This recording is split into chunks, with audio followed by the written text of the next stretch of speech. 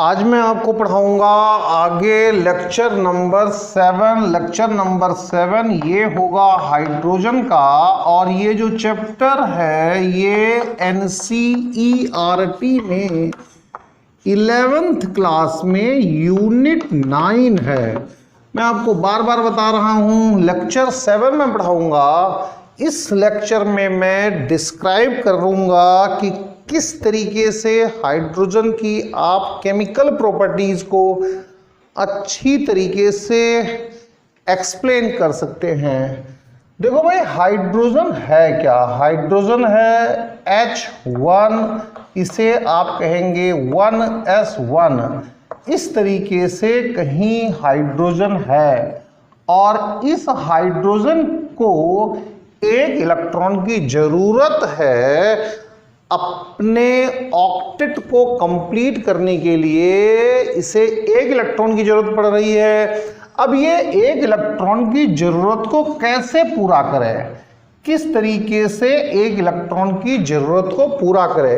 भाई यहाँ पर H है, H का मतलब 1 और ये 1s1 है। ये आसपास एटम है और ये एटम इलेक्ट्रिकली न्यूट्रल है। इस पर कहीं से कहीं तक कोई चार्ज अब तक नहीं है। ये हाइड्रोजन का एटम है, इलेक्ट्रिकली न्यूट्रल है। अगर हम इसमें एक इलेक्ट्रॉन बाहर से ऐड कर दें तो ऐड करने के बाद ये H- हो जाएगा। अब इसके पास जो इलेक्ट्रॉन हो जाएंगे 2 हो जाएंगे और ये 1s2 बन जाएगा। 1s2 का मतलब है कि इसके ऑर्बिटल में 2 इलेक्ट्रॉन हो जाएंगे। इस जो ये बना है ये H- को हम हाइड्राइड कहते हैं। H- को हम हाइड्राइड कहते हैं। हाइड्राइड कहते हैं। ये हाइड्राइड यानी कि जो H एटम है उसके पास एक रास्ता तो ये है कि वो इलेक्ट्रॉन को ले ले और H- बना दे, हाइड्राइड बना दे, इस तरीके से पेयरिंग हो जाए। दूसरा रास्ता क्या है? दूसरा रास्ता है कि H, यहां पर H एक इलेक्ट्रॉन को डोनेट कर दे और H+ बन जाए। लेकिन ये कोई कामयाब रास्ता नहीं है कि बहुत ज़्यादा कामयाब रास्ता है, ये कामयाब रास्ता नहीं है। एक रास्ता इसके पास और भी है। किसके पास? इस हाइड्रोजन के पास एक रास्ता और भी है। क्या है कि ठीक है भाई, ये H है 1, यहाँ पर H है 1, ये दोनों मिलकर के और बना दें H2। क्या बना दें? H2 बना दें। इस तरीके से आप कह सकते हैं कि यहाँ पर एक प्रोटॉन है, ये इलेक्ट्रॉन है। ठीक है भाई, यहाँ पर एक प्रोटॉन है, एक इलेक्ट्रॉन है। अब यहाँ पर ये कुछ इस तरीके से बन जाए कि ये प्रोटॉन है भाई साहब, ठीक है, ये एक प्रोटॉन है। यहाँ पर ये भाई साहब एक प्रोटॉन है। ये जो इलेक्ट्रॉन है, ये दोनों इलेक्ट्रॉन कहीं इस तरीके से आ जाए, शेयरिंग कर लें और शेयरिंग करने के बाद ये H2 मॉलिक्यूल बन जाए। ये भी एक रास्ता है ऑक्टेट को पाने का। भाई साहब, इसका ऑक्टेट पूरा नहीं था, ये स्टेबल नहीं था। इस अनस्टेबल कॉन्फ़िगरेशन को स्टेबलाइज करने के लिए इसके पास 3 रास्ते थे। एक रास्ता था, हाइड्रोजन के पास 3 रास्ते थे कि एक इलेक्ट्रॉन को ले लिया जाए, एक रास्ता ये था, और हाइड्राइड को बना दिया जाए। ठीक है भाई, एक रास्ता था कि हम अपने इलेक्ट्रॉन को डोनेट कर देते, लेकिन ये कोई बहुत कामयाब रास्ता नहीं है। एक रास्ता ये है कि H और H कंबाइन कर जाएं, H और H कंबाइन करके H2 बना दें और जो H2 मॉलिक्यूल बनेगा उसमें ये पेयरिंग हो जाएगी, इस तरीके से पेयरिंग हो जाएगी तो काम बन जाएगा। अब चलिए जो ये हाइड्राइड प्रोड्यूस हुआ है, हाइड्राइड, ये इस तरह से जो ये हाइड्राइड प्रोड्यूस हुआ है, ये कुछ इस तरह से जो ये हाइड्राइड प्रोड्यूस हुआ है, अब हम इसके बारे में बात करेंगे। जो हाइड्राइड होता है, ये हाइड्राइड एक तो होता है भाई आयनिक हाइड्राइड, आयनिक हाइड्राइड। आप देखो ना, समझने की कोशिश करो कि ये इलेक्ट्रॉन आया तो कहीं से तो आया होगा ना, ऐसे तो घूम फिर नहीं रहा इलेक्ट्रॉन, कहीं ना कहीं से इलेक्ट्रॉन आया होगा। ऐसा आप नहीं कह सकते बस ऐसे ही घूम रहा है, कहना आसान नहीं। कहां से लाओगे इलेक्ट्रॉन को, ये इलेक्ट्रॉन कहां से आए, कहां से आउटसोर्स किया गया, इसके बारे में आपको सोचना पड़ेगा कि इलेक्ट्रॉन आउटसोर्स कहां से किया जा रहा है, इलेक्ट्रॉन की आउटसोर्सिंग कहां से हो रही है। तो उसके चक्कर में एक हमने बनाया आयनिक हाइड्राइड। आयनिक हाइड्राइड का मतलब यह है कि ठीक है भाई साहब, कोई M था, ये तो पॉजिटिव हो गया और M तो पॉजिटिव हो गया, यानी इसने इलेक्ट्रॉन दिया, और H निगेटिव हो गया, इसने इलेक्ट्रॉन लिया। अगर इस तरह की कोई चीज होती है तो हम उसे आयनिक हाइड्राइड कहते हैं। अब चलिए आगे, आयनिक हाइड्राइड के बाद अब आप देखो कोवेलेंट हाइड्राइड की बात करते हैं और मेटेलिक हाइड्राइड की बात करते हैं। ये आपके पास मेटेलिक हाइड्राइड है कि भाई साहब किसी मेटल के पास जाओ, इसे एक और नाम दिया गया है। क्या नाम दिया गया है? Interstitial hydride. और ये बाद में बताऊंगा, किसी मेटल के पास जाओ और उसके लैटिस में जाकर के बैठ जाओ। एक तरीका ये है कि किसी मेटल के पास जाओ और उसके लैटिस, जो लैटिस होता है 3D लैटिस, उसके जो होल होते हैं, वाइड्स होते हैं, उसमें जाकर के बैठ जाओ। दूसरा तरीका ये है। और तीसरा तरीका ये है कि आप कोवेलेंट हाइड्राइड बना दो, कोवेलेंट हाइड्राइड बना दो। ये सबसे आसान तो यही है। कोवेलेंट हाइड्राइड जैसे अमोनिया, ये कोवेलेंट हाइड्राइड है, कहीं कोई दिक्कत नहीं है। अरे ले लो ना, कोवेलेंट बॉन्ड बना लो, ये भी कोवेलेंट हाइड्राइड है, कोवेलेंट हाइड्राइड है, जिसमें कहीं से कहीं तक दो राय नहीं है। दूसरा और एग्जांपल ले लो, मीथेन का ले लो, ये भी कोवेलेंट हाइड्राइड है, कहीं से कहीं तक कोई भी परेशानी मीथेन में भी नहीं है। ये जो मीथेन है, अमोनिया है, ये कोवेलेंट हाइड्राइड्स हैं। आपको इन कोवेलेंट हाइड्राइड्स को पढ़ने में कभी कोई थोड़ी भी दिक्कत नहीं होती है। वेल नोन मॉलिक्यूल्स हैं। हल्की फुल्की दिक्कत इन दो को पढ़ने में होती है, ये बहुत ज़्यादा वेल नोन मॉलिक्यूल्स नहीं है। तो इसीलिए मैं आपको अब लेकर के चलूंगा कहां पर, सबसे पहले लेकर चलूंगा आयनिक हाइड्राइड पर। आयनिक हाइड्राइड पर मैं आपको लेकर के सबसे पहले चलूंगा कि हाँ, आयनिक हाइड्राइड क्या होता है और आयनिक हाइड्राइड बनता कैसे है, कौन कौन से मेटल्स आयनिक हाइड्राइड को बनाते हैं। चलिए अब देखते हैं आयनिक हाइड्राइड के बारे में। तो आयनिक हाइड्राइड, इसके नाम से पता चल रहा है कि इसमें आयनिक बॉन्ड बना होगा, आयंस के बीच में कुछ ऐसा हुआ होगा। तो सबसे पहली बात आप याद करके चलो कि एक्सेप्ट Be एंड Mg, अगर Be और Mg को छोड़ दिया जाए, क्यों छोड़ दिया जाए उसका रीजन भी मैं आपको बताऊंगा। भैया Be Mg को छोड़ा क्यों जाए, उसका रीजन भी मैं आपको बताऊंगा, उसकी टेंशन ना लो। फिलहाल except Be and Mg all S block metals, all S block metals form ionic hydride. सारी की सारी S block metals ionic hydride बनाएंगे। केवल हम Be और Mg को अगर छोड़ दें तो। देखो पहला जो ग्रुप है फर्स्ट ग्रुप है और जो दूसरा ग्रुप है ग्रुप 2 है, आप पहले ग्रुप के P1 यानी पीरियड 1 की बात तो छोड़ो और आगे आप चलो तो P2 में और P3 में और P4 में पीरियड है ना सर, ये पीरियड है, P5 में और P6 में पीरियड हैं, सबके सब पीरियड हैं P6 में। चलिए ठीक है, यहां पर तो लिथियम है, यहां पर Be है, ठीक है जी, यहां पर सोडियम है, यहां पर Mg है, ठीक है भाई साहब, यहां पर K है, यहां पर Rb है, यहां पर CS है और यहां पर आपके पास P7 में फ्रेंसियम भी आता है। फ्रेंसियम को हम थोड़ा सा छोड़ते हैं,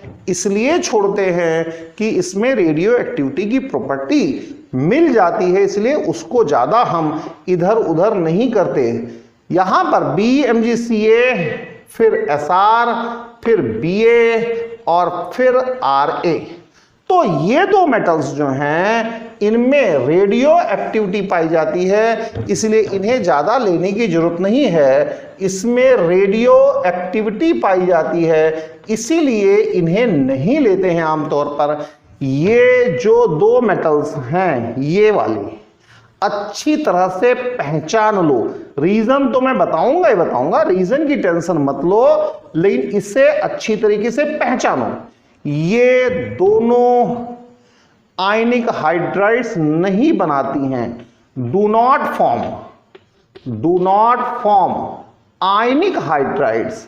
ये आयनिक हाइड्राइड्स किसी भी हालात में नहीं बनाती हैं। ये Be और Mg किसी भी सूरत में किसी भी हालात में आयनिक हाइड्राइड्स नहीं बनाती हैं। इसके बाद जितनी भी और बच गई, यानी कि लिथियम आयनिक हाइड्राइड बनाएगा, सोडियम बनाएगा, पोटेशियम बनाएगा, कैल्शियम जरूर बनाएगा भाई साहब, रुबिडियम बनाएगा, स्ट्रोंशियम बनाएगा, सीजियम बनाएगा, बेरियम बनाएगा, बनाएगा बनाएगा बनाएगा बनाएगा बनाएगा बनाएगा बनाएगा और बनाएगा।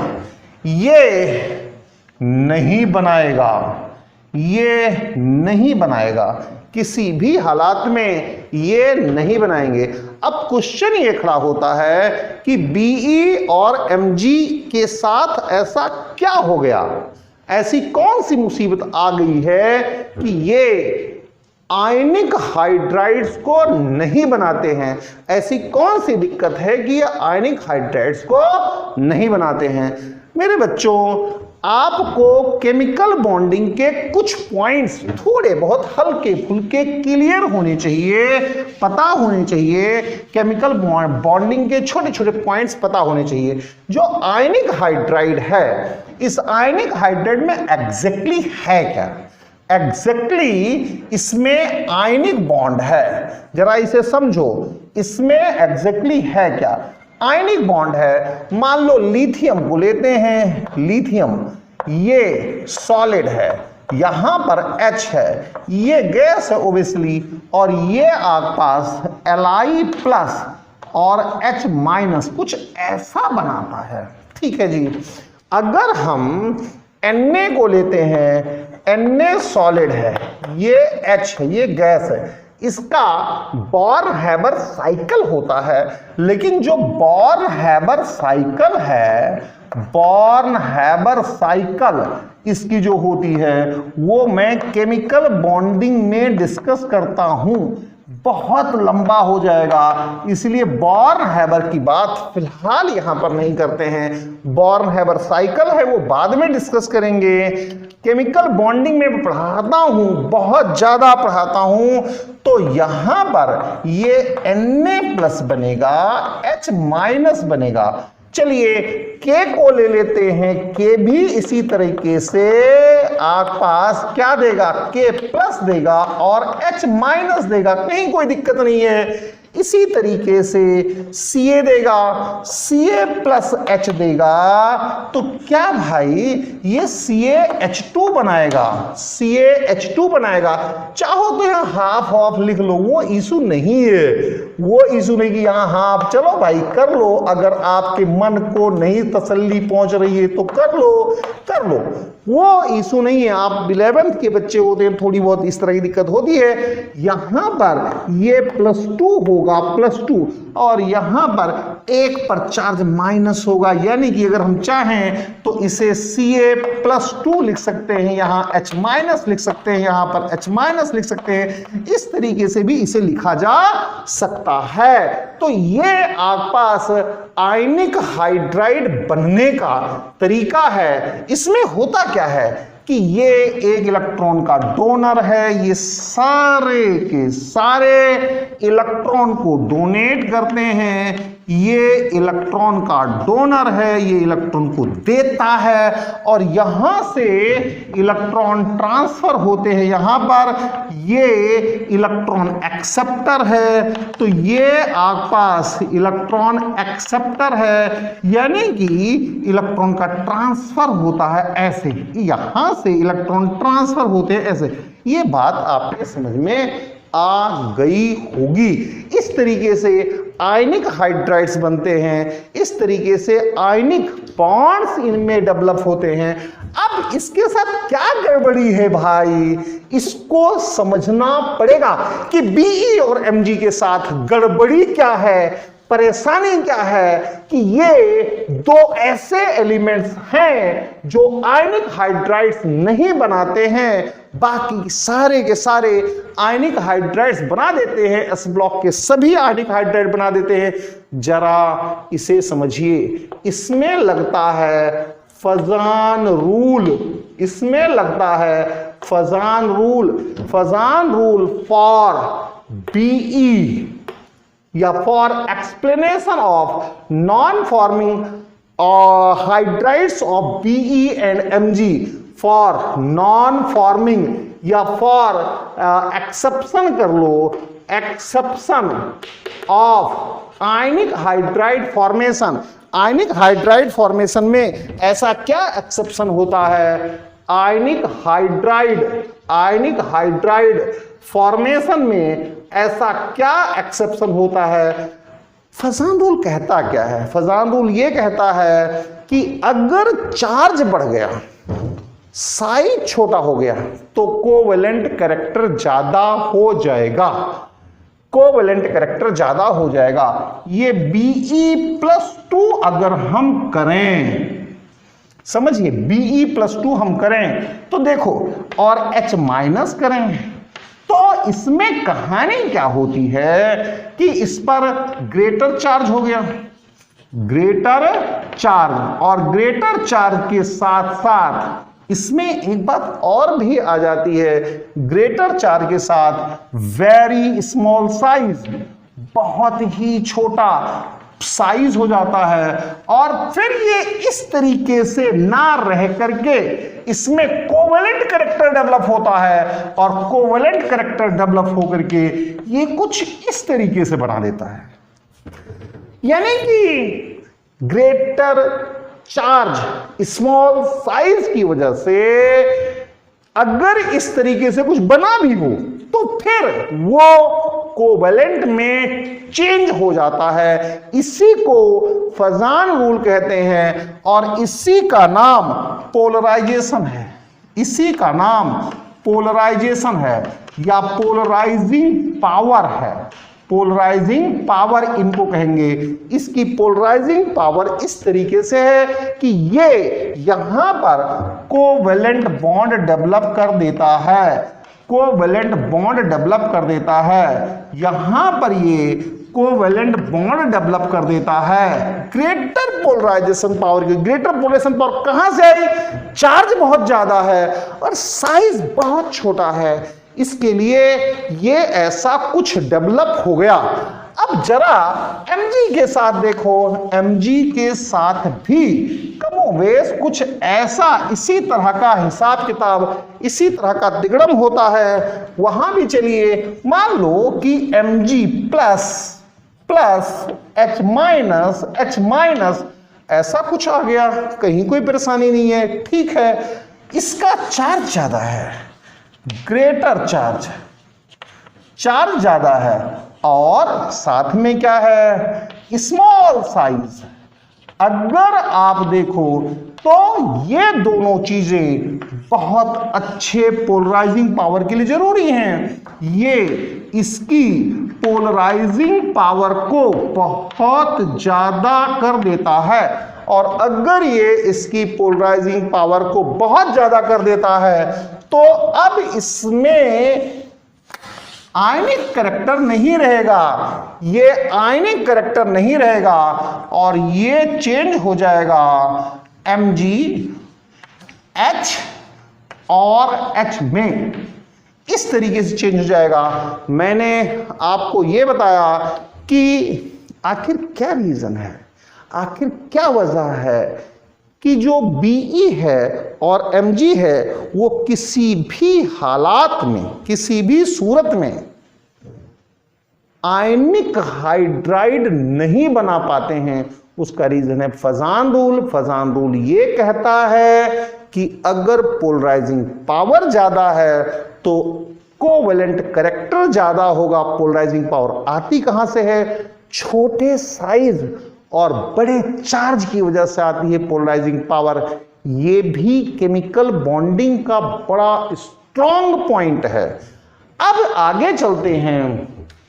अगर फर्स्ट पॉइंट आयनिक हाइड्राइड्स का आपको अगर फर्स्ट पॉइंट क्लियर हुआ हो तो मैं आपको अब आगे लेकर चलता हूं। आयनिक हाइड्राइड्स के कुछ और नाम भी हैं। क्या क्या भाई, आयनिक हाइड्राइड्स के क्या नाम हैं? इसके और नाम भी हैं। इसका एक नाम है सॉल्ट लाइक हाइड्राइड, इसका एक और नाम है सॉल्ट लाइक हाइड्राइड। ये सॉल्ट की तरह होता है, जैसे NaCl है ना, NaCl सॉल्ट है, वैसे NaH सॉल्ट लाइक हाइड्राइड। एक इसका और भी नाम है, एक इसका और भी नाम है सैलीन हाइड्राइड। अरे भाई इसका मतलब भी तो खारा पानी ही होता है, सैलीन हाइड्राइड। ये भी सॉल्ट लाइक ही है, इसका मतलब खारा ही तो होता है, सैलीन हाइड्राइड। ये नाम हैं इसके। अब थोड़ा सा आप और आगे चलिए इसमें कि कहाँ क्या परेशानी हो रही है।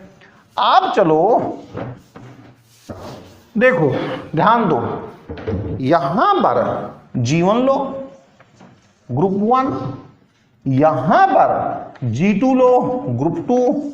बस P1 के बारे में छोड़ो, P2 को चलो, यहां पर Li है, यहां पर Be है।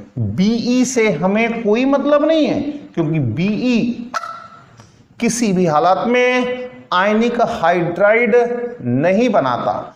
Mg से कोई मतलब नहीं है, Mg किसी सूरत में आयनिक हाइड्राइड नहीं बनाता। ये दोनों do not form ionic hydride, ये दोनों के दोनों आयनिक हाइड्राइड नहीं बनाते हैं। अब आगे चलिएगा, Na बनाता है, K बनाता है, Rb बनाता है, CS बनाता है, Ca बनाता है, Sr बनाता है, Ba बनाता है। आगे रेडियो एक्टिव ने छोड़ दो, P3, P4, P5, P6। चाहे इस ग्रुप में चाहे इस ग्रुप में, दोनों ग्रुप में, किसी भी ग्रुप में जब आप ऊपर से नीचे चलते हो, क्या जब आप ग्रुप में अप टू डाउन चलते हैं, ग्रुप में ये ग्रुप है आपका, इस ग्रुप में जब आप अप टू डाउन चलते हैं, यहां अप है यहां पर डाउन है, जब आप ग्रुप में अप टू डाउन चलते हैं तो क्या होता है, साइज इंक्रीज होता है, साइज इंक्रीज होता है। और अगर साइज इंक्रीज होता है, ध्यान दीजिए अच्छी तरीके से, तो लैटिस एनर्जी, मैं समझाऊंगा, परेशान मत होना, ये डिक्रीज होती है। और अगर लैटिस एनर्जी डिक्रीज होती है तो स्टेबिलिटी भी डिक्रीज होती है। और अगर स्टेबिलिटी डिक्रीज होती है तो मेल्टिंग पॉइंट डिक्रीज होता है, बॉइलिंग पॉइंट डिक्रीज होता है। अब अगर आपसे इन हाइड्राइड्स के मेल्टिंग बॉइलिंग पॉइंट के बारे में कोई भी इंफॉर्मेशन आपसे चाहता है, आप फटाफट बता दोगे। जैसे एक क्वेश्चन कर लेते हैं और फिर आपको हल्का सा आइडिया हो जाएगा कि इसका मतलब क्या है, इसका लेना देना क्या है। यहां चलो, यहां Li प्लस है, H माइनस है, Na प्लस है, H माइनस है, K प्लस है, H माइनस है, Rb प्लस है, H माइनस है, Cs प्लस है, H माइनस है। देखो जो ये हैं, ये इनका साइज अप टू डाउन जब चलते हो तो साइज इंक्रीज कर गया, साइज इंक्रीज कर गया। तो उस कंडीशन में जो ये पूरा सिस्टम है, ये हाइड्राइड है, ये हाइड्राइड है, ये हाइड्राइड है, ये हाइड्राइड है, ये हाइड्राइड है। तो उस केस में जो हाइड्राइड्स हैं, हाइड्राइड्स की लैटिस एनर्जी डिक्रीज हो गई। लैटिस एनर्जी ऑफ हाइड्राइड्स ये आपके पास डिक्रीज हो गई। ठीक है भाई साहब, जो lattice energy of ionic hydrides, मैं पूरा लिखता हूं जिससे कहीं कोई परेशानी ना बचे। आयनिक हाइड्राइड्स ये आपके पास डिक्रीज कर गई। इनको देखो, डिक्रीजिंग ऑर्डर है ये इनका, और अगर ये डिक्रीज कर गई है तो पक्का मानिए कि अब स्टेबिलिटी भी डिक्रीज कर गई। पक्का मानिए कि अब इनकी स्टेबिलिटी भी डिक्रीज कर गई। स्टेबिलिटी पूरा नहीं लिखूंगा अब मैं, स्टेबिलिटी भी डिक्रीज कर गई। और अगर स्टेबिलिटी डिक्रीज कर गई है तो श्योर समझिए मेल्टिंग पॉइंट डिक्रीज कर गया, मेल्टिंग पॉइंट डिक्रीज कर गया। और अब देखिए बॉइलिंग पॉइंट डिक्रीज कर गया। कहीं कोई दिक्कत नहीं है, बस एक दिक्कत आपके मन में कहीं ना कहीं आ रही होगी, मन में बैठ रही होगी कि ये क्या चक्कर है कि भाई लैटिस एनर्जी, साइज के बढ़ने से लैटिस एनर्जी, साइज के बढ़ने से लैटिस एनर्जी वो किस तरीके से डिक्रीज हो गई। कुछ नहीं, परेशान मत हो, बहुत छोटा काम है। ये भी मैं केमिकल बॉन्डिंग में छक के पढ़ाता हूं, लेकिन फिर भी कहीं से परेशान अभी भी आप मत हो। बहुत आराम से चलो, बहुत आराम से चलो, कहीं परेशानी की जरूरत नहीं है। आप मेरी ये बात याद रख लो कि लैटिस एनर्जी का मोड ये प्रोपोर्शनल होगा Z प्लस और Z माइनस, और यहां पर लोगे अपॉन R। ये करके चलिए आप। लैटिस एनर्जी का मोड यानी कि मैग्नीट्यूड लेना है, ये रिप्रेजेंट करेगा मैग्नीट्यूड ऑफ लैटिस एनर्जी।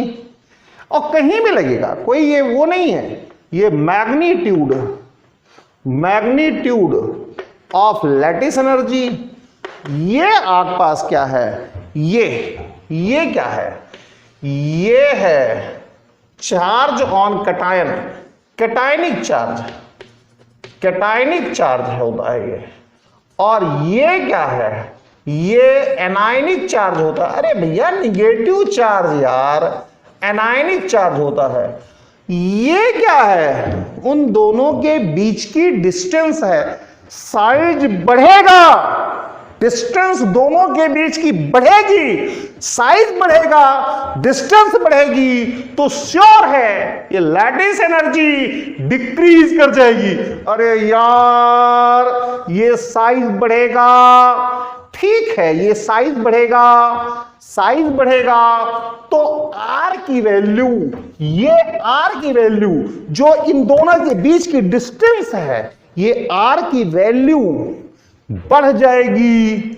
और अगर आर की वैल्यू बढ़ गई, इन दोनों के बीच की डिस्टेंस एक बढ़ जाएगा तो डिस्टेंस बढ़ेगी, आर की वैल्यू बढ़ गई तो लैटिस एनर्जी डिक्रीज कर जाएगी, लैटिस एनर्जी डिक्रीज कर जाएगी, स्टेबिलिटी डिक्रीज कर जाएगी, स्टेबिलिटी डिक्रीज कर जाएगी, मेल्टिंग पॉइंट डिक्रीज कर जाएगा, बॉइलिंग पॉइंट डिक्रीज कर जाएगा। जी हां, इसीलिए ये चीज बहुत बहुत बहुत इंपॉर्टेंट है।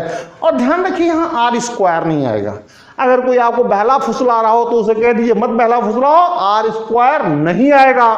इस फॉर्मूले को छोड़कर किसी फॉर्मूले की जरूरत नहीं पड़ती है, किसी भी हालात में परेशान मत हो। और अगर आपको फिजिक्स की इलेक्ट्रोस्टैटिक्स थोड़ी सी भी आती है तो एनर्जी में आर स्क्वायर नहीं आता है। फिजिक्स की इलेक्ट्रोस्टैटिक्स पढ़ लो आप, एनर्जी में आर स्क्वायर नहीं आता है, फिजिक्स की पढ़ लो। वरना मैं आपको जब एटॉमिक स्ट्रक्चर पढ़ाता हूं तब उसमें भी कैलकुलस से डेरिवेशन करता हूं कि आर स्क्वायर नहीं आता है। अब चलिए हम इनके इलेक्ट्रोलिसिस को समझें कि अगर हमने किसी हाइड्राइड का इलेक्ट्रोलिसिस करा दिया तो क्या होने वाला है। इलेक्ट्रोलिसिस कराएं किसका, किसका, आयनिक हाइड्राइड का। इलेक्ट्रोलिसिस ऑफ आयनिक हाइड्राइड, मैंने आपको इलेक्ट्रोलिसिस अभी पढ़ाया है। तो आयनिक हाइड्राइड का इलेक्ट्रोलिसिस कराने पर क्या होगा। मान लो आयनिक हाइड्राइड में, आयनिक हाइड्राइड क्या होता है, सॉलिड होता है, सॉलिड होता है। आयनिक हाइड्राइड सॉलिड होता है, आयनिक हाइड्राइड सॉलिड होता है, इस बात को ध्यान करके चलो। तो ठीक है, ये M और H है, ये सॉलिड है, ये M प्लस और H माइनस। अरे भाई मोल्टन स्टेट लो, अब मोल्टन स्टेट यानी कि अब ये सॉलिड नहीं, ये लिक्विड फॉर्म में लो तो ये एक कैटायन बन गया, एक एनायन बन गया। बाकी इस कैटायन, इस एनायन को छोड़ करके कुछ नहीं है, किसी भी हालत में कुछ नहीं है। अब आप एनोड की बात करो, आप एनोड की बात करो, और अगर अब आप एनोड की बात करोगे तो आपके सामने यही आएगा कि 2H माइनस ये H2 बनाएगा प्लस 2 इलेक्ट्रॉन, कुछ है ही नहीं, इसके कंपटीशन में कोई खड़ा नहीं है, ऐसा होगा। कैथोड की बात करो, कैथोड की बात करोगे 2M प्लस 2 इलेक्ट्रॉन ये M बनाएगा, कोई कुछ नहीं होना है, केवल और केवल यही होना है। ये जो आयनिक हाइड्राइड्स हैं उनके मोल्टन सॉल्यूशन का इलेक्ट्रोलिसिस, मोल्टन सॉल्यूशन का इलेक्ट्रोलिसिस ये इसी तरीके से होगा। अब हम देखते हैं जो आयनिक हाइड्राइड्स हैं उनकी वाटर के साथ कैसे रिएक्शन होती है। रिएक्शन यानी कि reaction of ionic hydride, ionic hydride with water, पानी के साथ कैसे रिएक्शन करेंगे ये जरा समझो। अरे क्या है भाई, ये M प्लस और H माइनस, घबराओ मत, यहां पर HOH आपको कुछ भी नहीं करना है, प्लस को माइनस के साथ ले जाना है, H2 बनाना है और यहां पर MOH बन जाएगी। इसे ही टेक्निक नंबर 1 कहते हैं, इसे ही टेक्निक नंबर 1 कहते हैं, जिसके वीडियो लेक्चर्स में डाल चुका हूं। अब आगे की बहुत हल्की हल्की बातें, छोटी छोटी बातें। मान लीजिए लिथियम हाइड्राइड है, या सोडियम हाइड्राइड है और लिथियम हाइड्राइड या सोडियम हाइड्राइड की रिएक्शन हम करा रहे हैं किसके साथ? AlCl3 के साथ। जरा देखिए, हम देखते हैं AlCl3 के साथ कैसा बिहेवियर होगा इनका। AlCl3 के साथ ये किस तरीके की रिएक्शंस देंगे, AlCl3 के साथ किस तरह का बिहेवियर इनका होने वाला है, AlCl3 के साथ इनका किस तरह से बिहेवियर होने वाला है। Reaction of ionic hydrides with AlCl3। आराम से देखो, किसी भी हालात में परेशान होने की कोई जरूरत नहीं है। ये AlCl3 है भाई लोगों, कोई दिक्कत नहीं भाई, कोई परेशानी नहीं है। यहां पर आप मान लो LiCl लेते हो, LiCl सॉरी LiH लेते हो, लिथियम हाइड्राइड। ये आप पास लिथियम हाइड्राइड लेते हो, कंसीडर करो कुछ ऐसा है। क्या होना है, होना क्या है आखिर? ये Al+3 है, Al+3 इसके आउटर सेल के, आउटर वैलेंसी सेल के सारे इलेक्ट्रॉन्स खत्म हो चुके हैं, कोई इलेक्ट्रॉन नहीं है।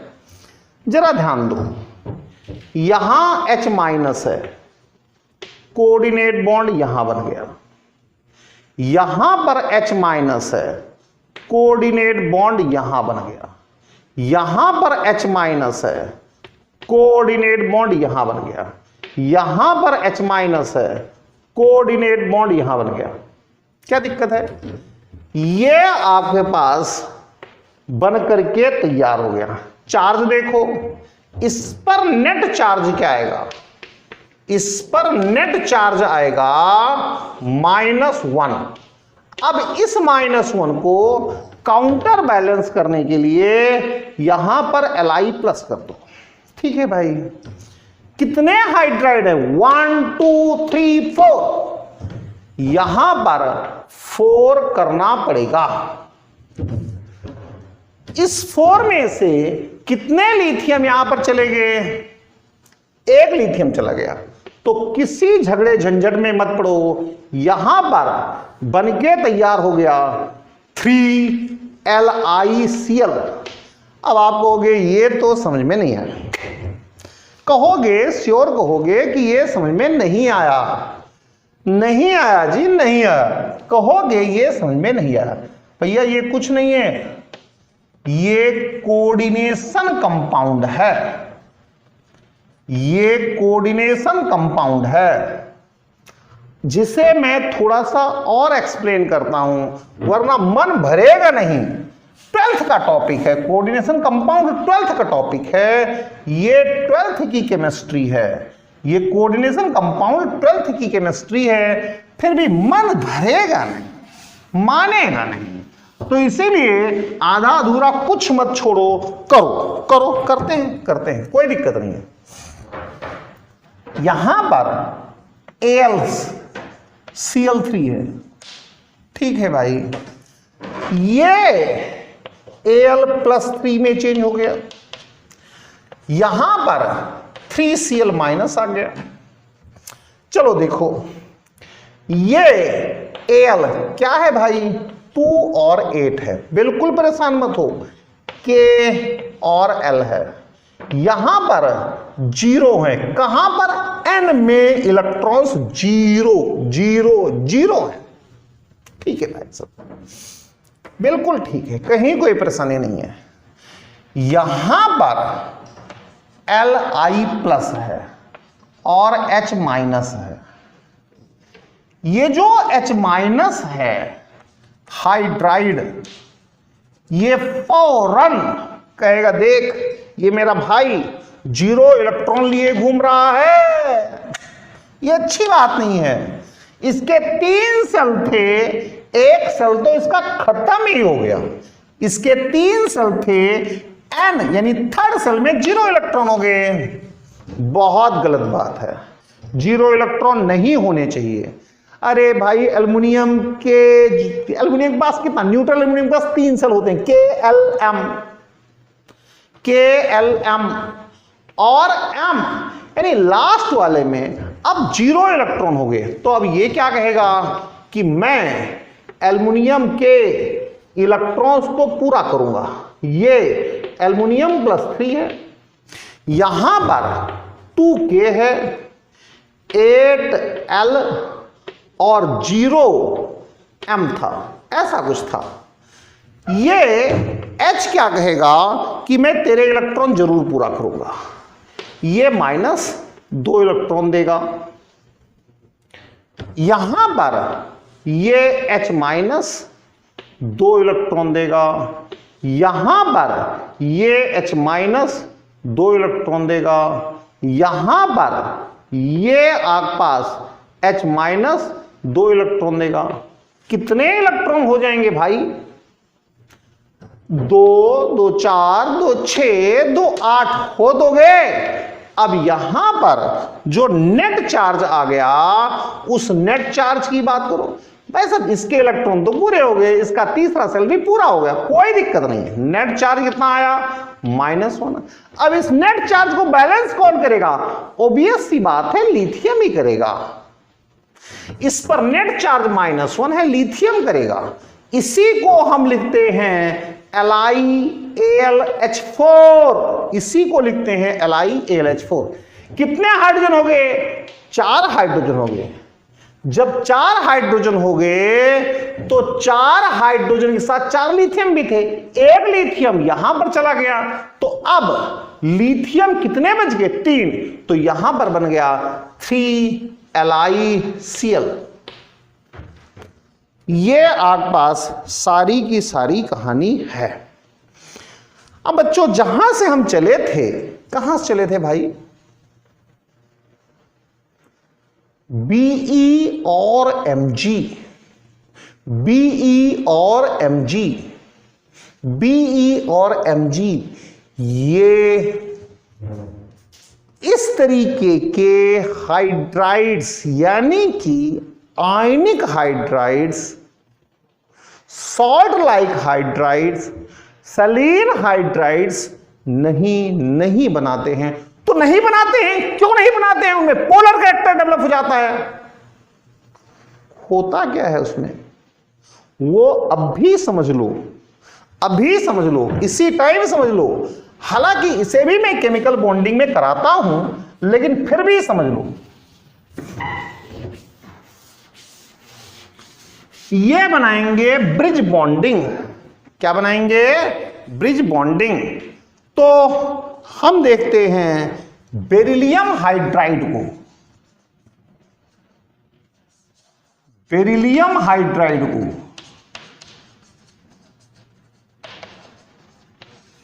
ये देखो, ये Be, यहां H और यहां पर H। बहुत अच्छी तरह समझिए, ये Be, अरे यार कोवेलेंट बॉन्ड डेवलप तो हो गया था, यहां H यहां H। ये Be, यहां पर H, कोवेलेंट बॉन्ड डेवलप किया था। कैसे डेवलप किया था? फजान दूर लगा करके कोवेलेंट बॉन्ड डेवलप किया था। यहां पर ये Be और ये H और ये H, यहां पर ये Be और ये H और ये H। चलिए कुछ देखते हैं, करते हैं।